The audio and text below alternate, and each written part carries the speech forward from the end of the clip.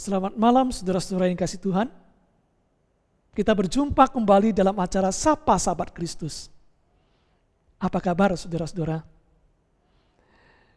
Mulai bulan ini saudara-saudara, Sapa Sahabat Kristus hanya akan ditayangkan setiap hari Selasa saja. Sedangkan saudara-saudara, hari Senin, Sapa Sahabat Kristus akan diganti ke kelas katekisasi. Kelas katekisasi ini adalah sebuah kelas di mana kita boleh belajar dasar-dasar iman Kristen. Dan kelas ini khususnya diperuntukkan bagi mereka yang akan dibaptiskan ataupun menerima CD.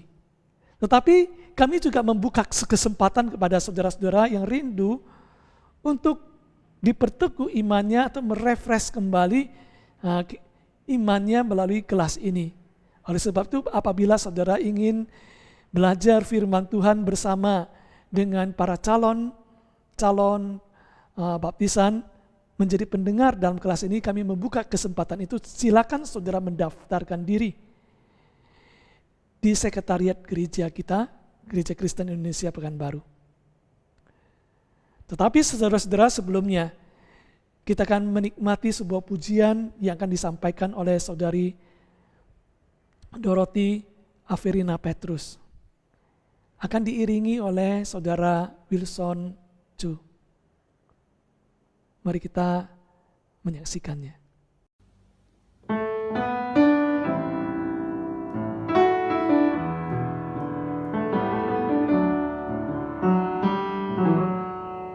In Christ alone, my hope is found. He is my light, my strength, my song, this cornerstone, this solid ground, firm through the fiercest drought and storm. What heights of love, what depths of peace, when fears are stilled, when striving cease, my comforter, my all in all, here in the love of Christ I stand.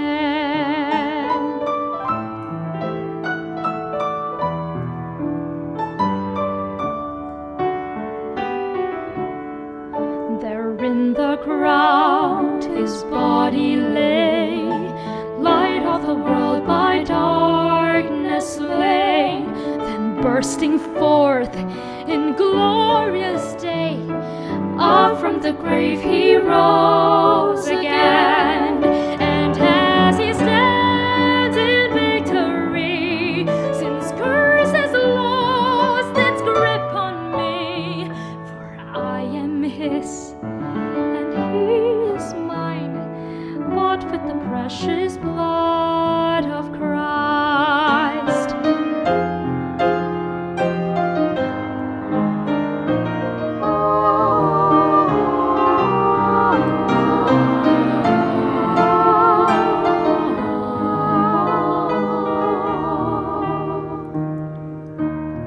No guilt in life, no fear in death.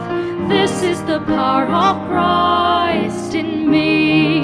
From life's first cry to final breath, Jesus commands my destiny.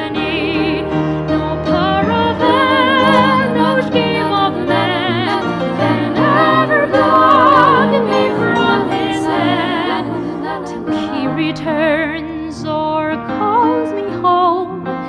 Here in the power of Christ I'll stand. No power of hell, no scheme of man can ever block me from his hand, till he returns or calls me home. Here in the power of Christ I'll stand.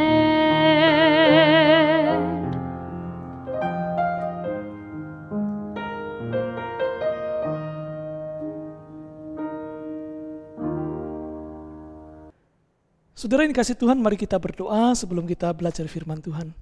Bapa, kami ingin belajar firman Tuhan, terangi hati dan pikiran kami untuk boleh menerima firman Tuhan. Tolong kami supaya kami dapat mengerti dan juga punya keinginan melakukannya dalam kehidupan kami sehari-hari. Terpujilah Engkau ya Tuhan, kami serahkan hanya di dalam nama Tuhan Yesus Kristus. Amin. Saudara-saudara yang dikasihi Tuhan, saya percaya bahwa kita akan setuju mengatakan bahwa satu hal yang sangat penting dalam hidup membuat hidup kita berarti adalah kasih. Sama seperti Paulus dalam 1 Korintus pasal yang ke-13 mengatakan, kalau seseorang bahkan punya iman memindahkan gunung, dia punya karunia yang begitu banyak, kalau tidak punya kasih, gak ada artinya sama sekali. Kita akan setuju bahwa kasih itulah yang membuat hidup kita berarti. Ketika kita boleh mengasihi Tuhan, ketika kita boleh mengasihi sesama kita boleh mengasihi keluarga kita, maka kita akan merasa bahwa hidup kita ini sangat berarti sekali. Tetapi sebaliknya, saudara-saudara, kalau seorang menuntut dikasih, sering sekali dia justru merasa hidupnya begitu kosong. Karena apa? Dia tidak punya kasih, maka dia menuntut dikasihi. Maka kalau saudara ingin merasakan hidup saudara berarti, saudara harus mengasihi. Bawalah kasih itu pulang ke rumah kita, masuk dalam rumah kita, hadirkan kasih itu di dalamnya. Dan kita bertanya bagaimana kita bisa melakukannya. Pada malam hari ini saudara-saudara, saya ingin mengajak melalui kisah Yesus menjelang kematiannya sampai disalibkan. Kita belajar bersama-sama satu hal yang sangat penting, bagaimana Yesus menyatakan kasih-Nya di tengah-tengah penderitaan, di tengah-tengah ketidakberdayaan, di tengah-tengah segala lingkungannya tidak mendukung, yang membuat seseorang kalau ada dalam situasi itu boleh sangat-sangat egois sekali, sangat-sangat mementingkan diri sendiri. Tetapi Yesus terbalik, dia menyatakan kasih-Nya. Dan kasih yang seperti inilah yang harusnya kita hidupkan di dalam kehidupan kita sehari-hari. Oleh sebab itu saudara-saudara, mari kita menyaksikan firman Tuhan yang ditayangkan melalui video ini. Mari kita saksikan.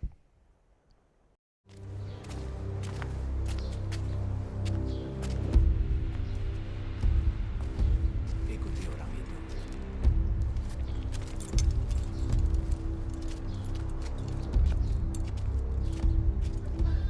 Saat ini satu hari sebelum hari raya Paskah. Yesus tahu waktunya sudah datang di mana ia harus meninggalkan dunia ini dan kembali pada Bapanya. Ia selalu mengasihi orang-orang yang menjadi miliknya di dunia dan mengasihi mereka sampai akhir.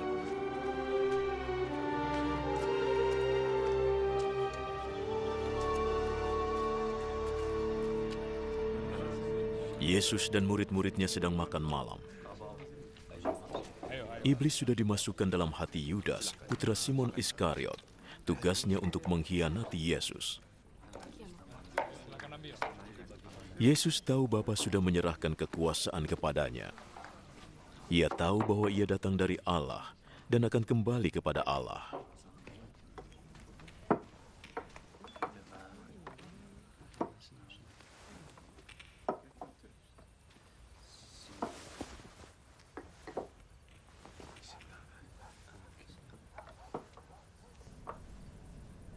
Maka ia bangkit berdiri, melepaskan jubahnya, dan mengikatkan handuk pada pinggangnya.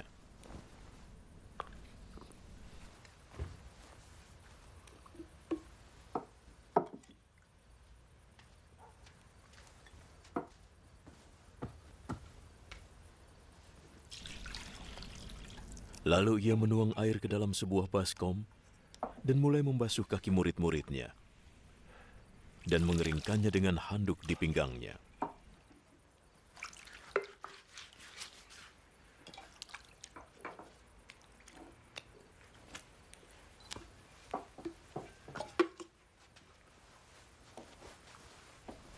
Sampailah ia pada Simon Petrus. Apakah engkau akan membasuh kakiku, Tuhan? Sekarang kamu tidak mengerti yang kulakukan, tapi nanti kamu akan mengerti.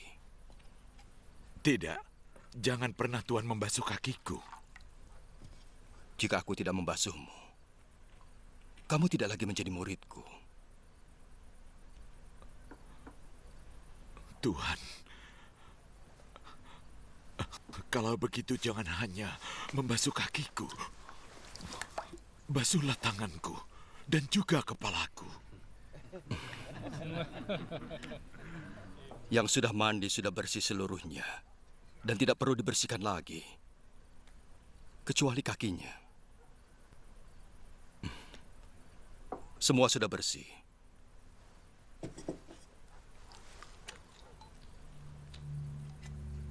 Kecuali satu. Yesus sudah tahu siapa yang akan mengkhianatinya.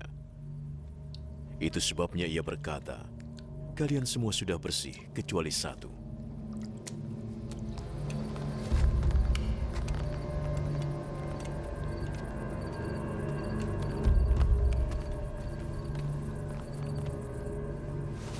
Setelah Yesus membasuh kaki mereka, ia segera mengenakan jubahnya lagi dan kembali ke tempatnya semula di meja. Mengertikah kalian yang baru saja kulakukan? Kalian memanggilku guru dan Tuhan. Dan panggilan itu sudah benar, sebab aku memang demikian. Jika aku sebagai guru dan Tuhan membasuh kaki kalian, maka kalian wajib juga saling membasuh.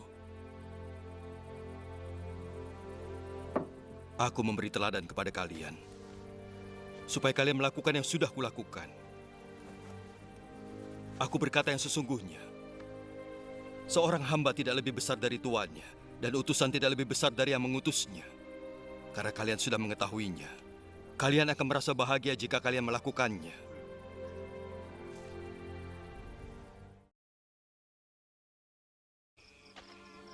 Yesus mengetahui bahwa saat kematiannya bagi dosa-dosa manusia sudah hampir tiba. Lalu ia berdoa,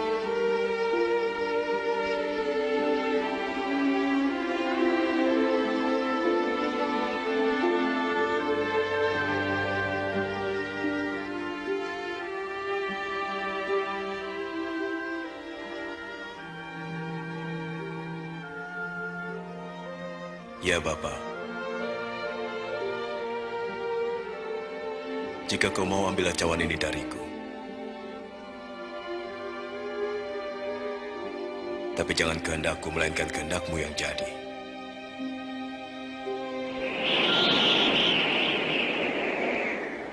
ada malaikat dari surga memberikan kekuatan pada Yesus. Karena begitu berat beban yang ditanggungnya, sehingga peluhnya menetes bagaikan titik-titik darah.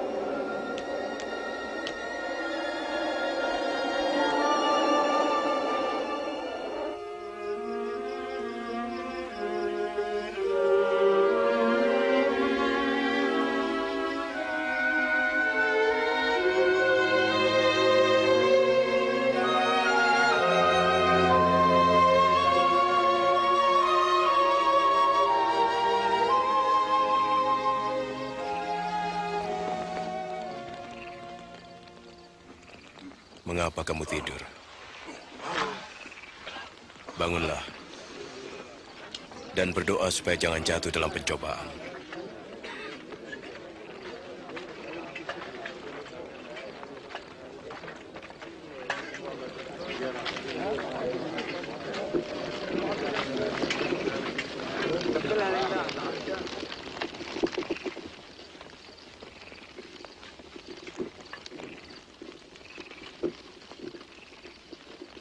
Yudas.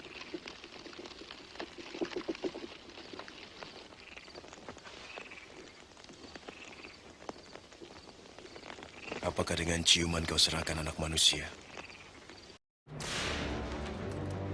Kemudian Pilatus menyuruh orang untuk mencambuk Yesus. Para prajurit membuat mahkota dari ranting berduri dan memasangnya di kepalanya. Lalu mereka memakaikan dia jubah ungu dan berkata padanya, "Hidup Raja orang Yahudi." Kemudian mereka menampari dia.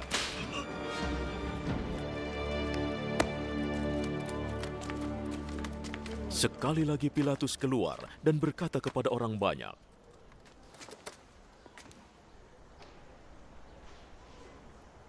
"Dengar, aku membawanya ke hadapan kalian, supaya kalian tahu aku tidak menemukan alasan apapun untuk menghukumnya.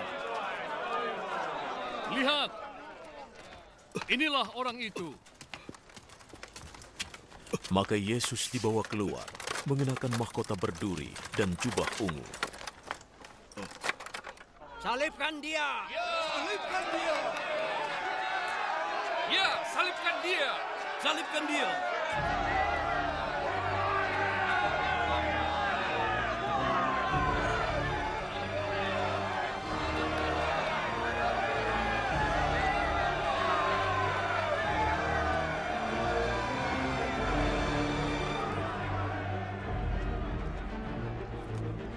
Kalau begitu bawa saja, dan salibkanlah dia. Aku tidak menemukan alasan untuk menghukumnya. Menurut hukum kami, ia harus dihukum mati. Sebab ia mengaku sebagai anak Allah.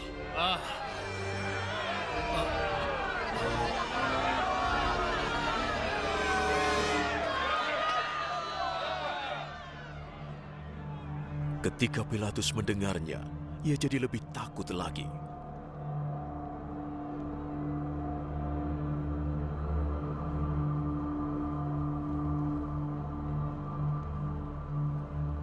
Ia kembali ke istana dan bertanya kepada Yesus.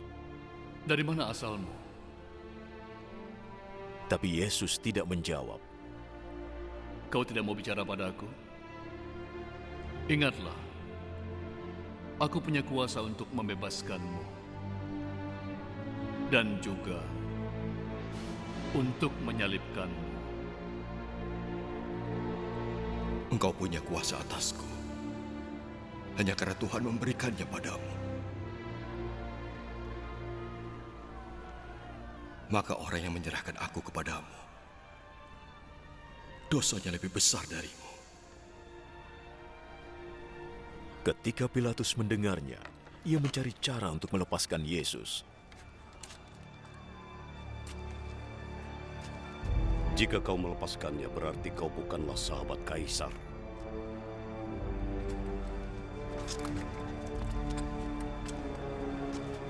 Siapapun yang mengaku dirinya raja, maka dia adalah musuh bagi Kaisar.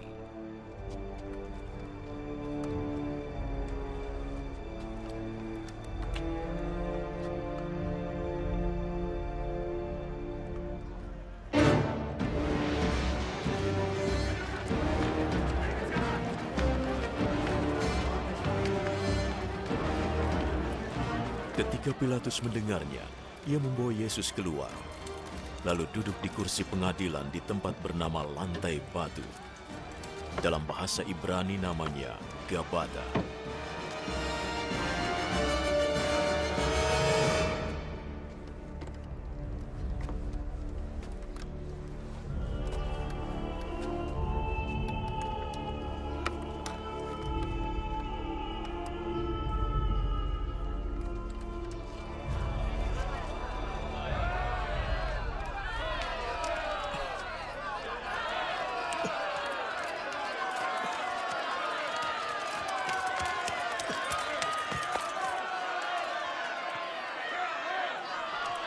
Waktu itu hampir pukul 12 sehari sebelum Paskah. Pilatus berkata pada mereka, Inilah raja kalian. Bunuh dia. Bunuh.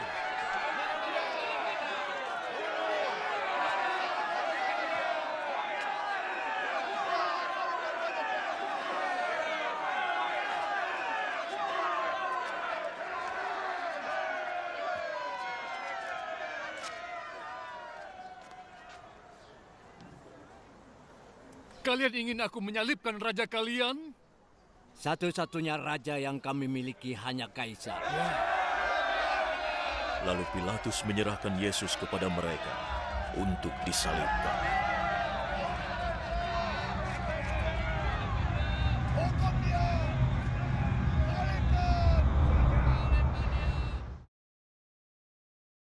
Saudara yang dikasihi oleh Tuhan, setelah kita menyaksikan ini semua saudara-saudara, apa yang menjadi kesan saudara melihat perjalanan Yesus disalibkan, saudara? Saya percaya ada banyak kesan-kesan yang ada di dalamnya. Pada malam hari ini saudara-saudara yang kasih Tuhan, Saya ingin berbicara kepada orang-orang yang merasa hidupnya tidak berdaya. Orang yang merasa hidupnya tertekan sedemikian berat, merasa lingkungannya itu tidak mendukung dia untuk menyatakan kasih kepada mereka, yang punya alasan mengatakan engkau harus memperhatikan saya. Di dalam kondisi yang seperti ini, saudara-saudara, bagaimana dia bisa menyatakan kasih seperti Tuhan Yesus, saudara? Saudara, mari kita melihat hidup kita ini. Apakah kita ada dalam kondisi yang seperti ini? Sedang berteriak, tolonglah aku perlu diperhatikan. Kenapa semua orang tidak memperhatikan saya? Di tengah-tengah kondisi COVID-19 ini, pandemi ini, semua orang boleh berkata, aku boleh egois loh. Sebab semua orang sedang membutuhkan perhatian. Siapa yang mau menolong saya? Saudara-saudara, apakah kita ada dalam situasi yang seperti ini, saudara? Sedang sangat reaktif sekali terhadap lingkungan kita, sehingga kita marah, kita merasa tidak dikasihi. Tapi kalau kita belajar dari Tuhan Yesus, saudara, justru kita melihat ketika Yesus mengalami semuanya itu, dia tetap mengasihi. Apa rahasianya, saudara-saudara? Tidak perlu khawatir, hari ini saya ingin mengajak kita melihat ada satu hal saja sebagai fokusnya, saudara-saudara. Saudara, saya ingin mengajak kita mulai dari kisah ini, saudara. Yesus membasuh kaki muridnya. Situasinya seperti apa pada saat itu? Kenapa kok Yesus membasuh kaki muridnya?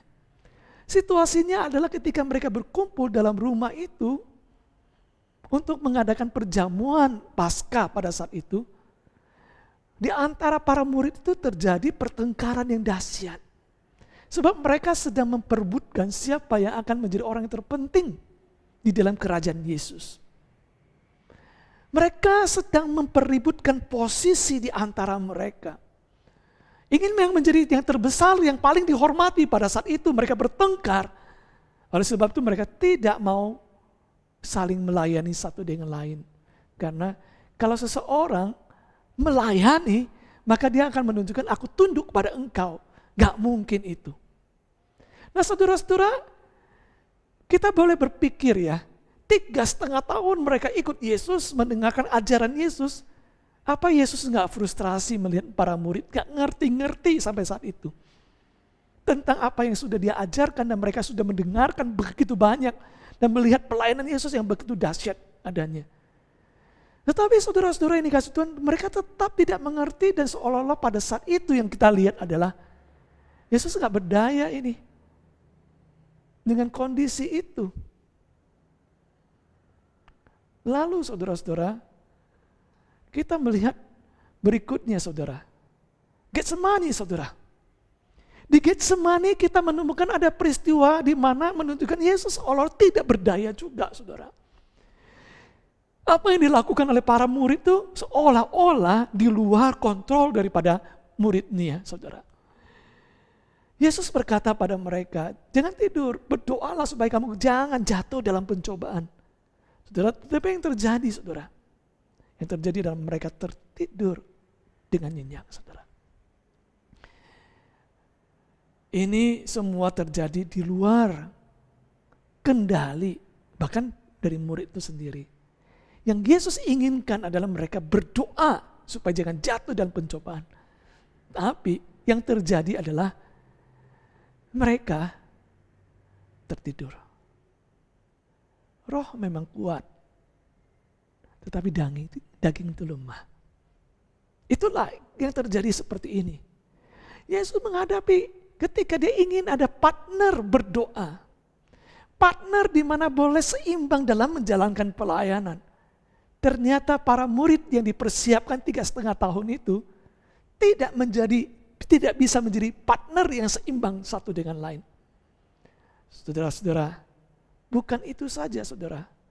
Bukankah perjalanan salib ini adalah sebuah perjalanan yang sebenarnya kita saksikan dari di luar kendali, bukan? Orang banyak justru berteriak, salibkan dia, saudara. Ini terjadi seolah-olah di luar kendali Yesus. Bahkan di luar kendali Pilatus yang mengadili dia dan berkata, aku tidak temukan kesalahan yang pantas supaya Yesus disalibkan. Tapi mereka berteriak, salibkan dia, salibkan dia. Seolah-olah saudara-saudara, segala penderitaan yang ditimpakan kepada dia, segala peristiwa yang terjadi begitu buruk buat dia, dan bahkan dia harus menerima penderitaan yang paling berat itu disalibkan, dengan kesakitan yang sangat dahsyat. Semua seolah-olah di luar kendali Yesus. Ketika kejadian buruk itu datang, apakah Yesus masih bisa mengasihi? Saudara-saudara, saya mengatakan iya. Bagaimana kita bisa mengatakan iya? Mari kita kembali pada peristiwa Yesus dibasuh kakinya, saudara. Apa yang terjadi pada saat itu, saudara-saudara? Yang saya justru lihat adalah, ini komentar daripada Yohanes ini. Yesus itu mengasihi muridnya dari awal sampai pada akhir. Jadi sampai pada kesudahan dia mengasihi muridnya. Nah saudara, karena dia mengasihi muridnya, melihat kondisi muridnya itu seolah-olah di luar kontrol, justru dia berfokus pada hal yang lebih penting lagi. Apa? Daripada melerai mereka, berbicara dengan tidak boleh bertengkar. Tapi Yesus menunjukkan sesuatu yang lebih penting. Dia adalah yang ingin dilayani oleh para muridnya.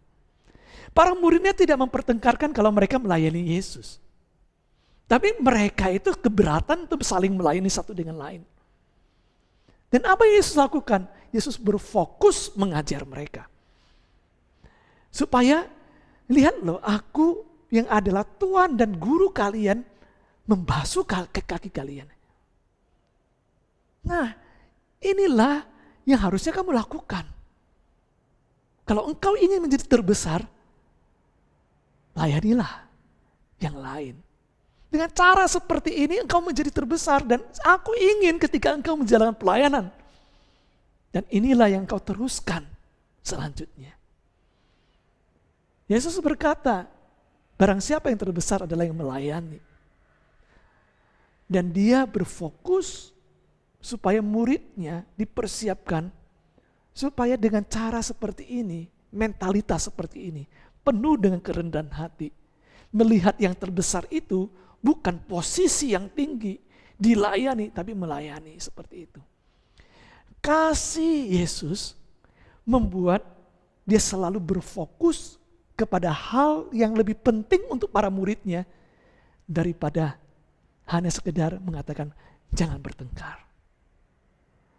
Nah, lebih lanjut lagi saudara-saudara yang kasih Tuhan tentang murid yang tertidur itu. Memang kita lihat itu di luar kendali, saudara. Tapi Yesus berkata, kamu tidurlah. Karena aku mendoakan kalian supaya jangan jatuh dalam pencobaan.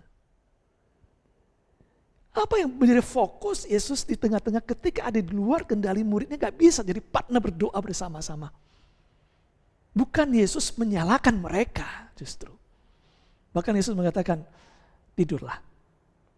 Dan dia mendoakan muridnya.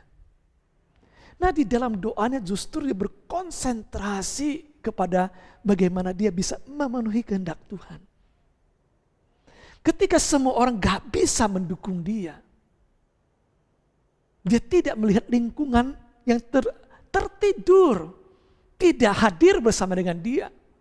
Tapi justru dia berfokus pada apa yang paling penting yang harus dia jalankan. Dia harus siap untuk maju terus dalam penderitaan. Dia berfokus dalam pergumulan itu.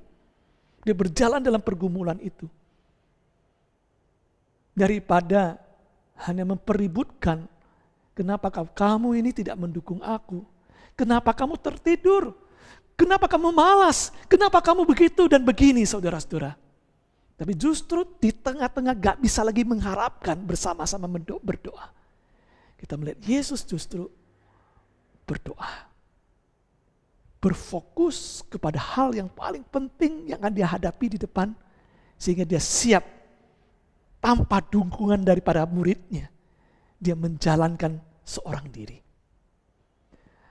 Saudara, inilah kuncinya kenapa kok Yesus siap ditangkap, Yesus tidak melarikan diri, siap masuk dalam penderitaan demi penderitaan. Saudara, kita lihat juga di sana, saudara, ketika Yesus sudah disalibkan, saudara. Saudara, ada 7 perkataan yang dicatat di dalam Alkitab yang sangat menarik sekali, saudara-saudara. Perkataan yang keluar dari mulut Yesus yang pertama itu, Tuhan ampunilah mereka sebab mereka tidak tahu apa yang mereka perbuat. Saudara, lihat, doanya berfokus bukan demi keegoisan karena kesakitan yang ada, tapi justru dia berusaha mengerti orang lain dan hatinya tetap berdoa supaya apa?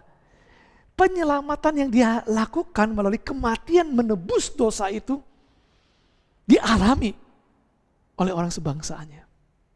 Dalam perjalanan disalibkan juga kita menyaksikan sebenarnya ada wanita yang menangis dia, dan Yesus berkata, jangan tangisi aku, tapi tangisilah dirimu dan anak-anakmu. Sebab Yesus mengatakan di dalam doanya di atas kayu salib, mereka tidak tahu apa yang sedang mereka perbuat. Ampuni mereka Tuhan. Fokus saudara yang kasih Tuhan. Bahkan saudara-saudara yang kasih Tuhan, di atas kayu salib itu, dia berkata kepada Yohanes, ini ibumu. Dan berkata kepada ibunya, Maria, ini anakmu. Dia menyerahkan tanggung jawab dia sebagai anak yang terbesar. Anak sulung kepada muridnya, kepada Yohanes. Nah saudara-saudara yang dikasih Tuhan, Yesus selalu berfokus pada hal yang paling penting di dalamnya. Dalam perjalanan menuju salib. Mengasihi itu bukan berarti berbuat baik saja, saudara. Di dalam mengasihi ini kita sadar kadang-kadang kita ada dalam kondisi gak berdaya. Sehingga kita tidak bisa berbuat apa-apa, terpaksa seperti Yesus membiarkan itu terjadi. Gak bisa dicegah pertengkaran itu. Gak bisa mencegah tertidurnya itu. Gak bisa mencegah orang mengatakan, salibkan Barabas, bebaskan Yesus. Gak bisa dicegah. Gak bisa dicegah kalau ada orang melakukan yang jahat, menfitnah dan sebagainya. Gak bisa dicegah, semuanya gak bisa dicegah. Tapi Yesus tidak berfokus pada itu semua. Yesus berfokus kepada tugas panggilannya. Dan dia tetap berfokus bagaimana menunjukkan kasih di tengah-tengah di mana segala sesuatu tidak mendukung. Dan memang dia tidak berdaya untuk mengatasi, mengontrol itu semua. Hari ini saudara, saya ingin mengajak kita justru belajar hal ini saudara-saudara. Kita lagi panik, kita lagi kesulitan. Mari kita berfokus kepada hal yang paling penting dan mengasihi. Mari kita berfokus bagaimana kita tetap menyatakan kasih di tengah-tengah lingkungan yang sangat tidak mendukung kita, membuat kita marah, saudara. Dan Yesus karena berfokus dengan pada kasihnya, dia berdoa, Bapa, ampunilah mereka sebab mereka tidak tahu apa yang mereka perbuat. Dan saya berpikir kita perlu belajar hal ini saudara-saudara pada malam hari ini. Apakah engkau sedang membenci orang lain? Apakah engkau sedang marah kepada anggota keluargamu? Engkau merasa apa yang terjadi, yang dilakukan oleh anggota keluarga kamu tidak sesuai dengan apa yang kau harapkan. Anda sedang frustrasi, kecewa, saudara-saudara yang kasih Tuhan. Mari kita menyikapi seperti Tuhan Yesus, menyikapi segala lingkungan itu. Berfokus, tetap mengasihi di tengah-tengah seperti itu. Oleh sebab itu, dia membasuh kaki. Oleh sebab itu, dia terus berdoa supaya dia kuat melewati itu semua. Oleh sebab itu, di atas kayu salib dia berdoa dengan doa yang empati kepada orang lain, yang sudah berseru, salibkan dia, salibkan dia. Dan Yesus mengatakan mereka tidak tahu apa yang mereka perbuat, Tuhan ampuni mereka. Mari kita bersama-sama juga belajar menghidupkan itu di tengah keluarga kita. Amin, saudara. Amin. Biarlah salib Kristus pada malam hari ini boleh berbicara kepada kita. Biarlah Kristus boleh menolong kita. Mungkin kita banyak sekali mengalami penderitaan, kesulitan, saudara-saudara. Saya mengajak pada saat ini, saudara, mari kita berdoa di hadapan Tuhan. Kita katakan pada Tuhan betapa beratnya hidup kita. Kita sulit untuk melewatinya. Hari ini, mari kita belajar dari Yesus.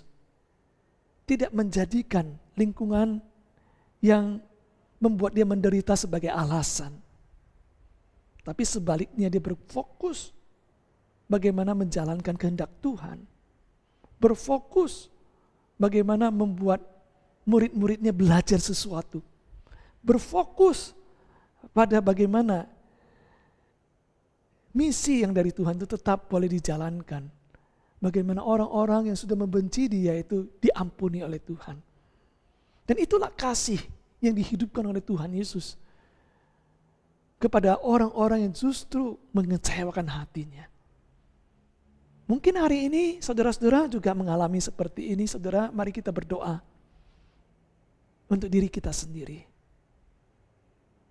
Mari kita berdoa untuk orang yang mengecewakan kita. Mari kita serahkan ke dalam tangan Tuhan.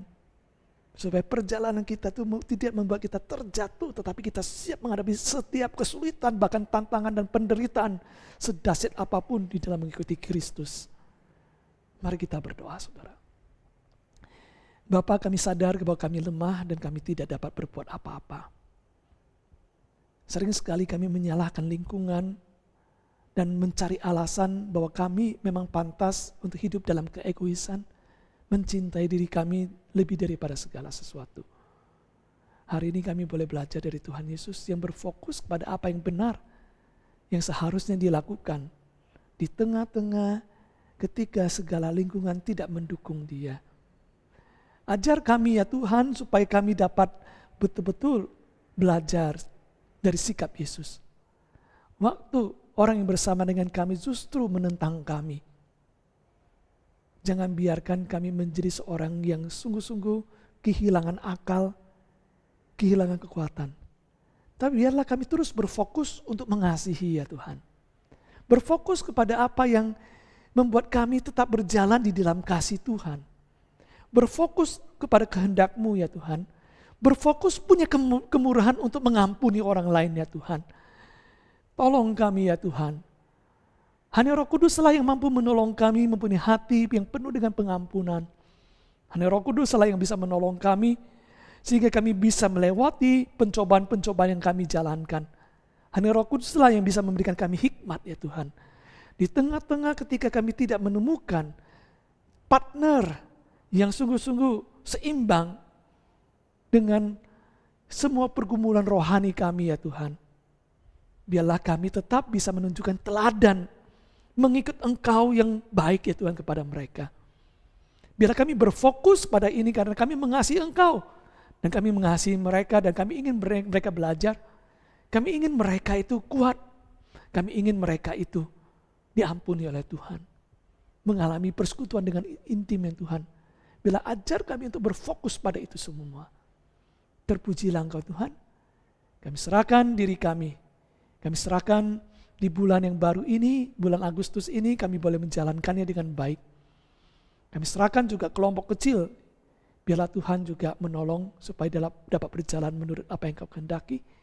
Kami serahkan setiap orang yang bergumul dengan kesehatannya, bergumul dengan ekonomi, bergumul dengan kehidupan mereka. Biarlah mereka tidak kehilangan kasih di dalam kehidupan mereka. Terpujilah Engkau ya Tuhan. Hanya di dalam nama Tuhan Yesus Kristus kami berdoa. Amin.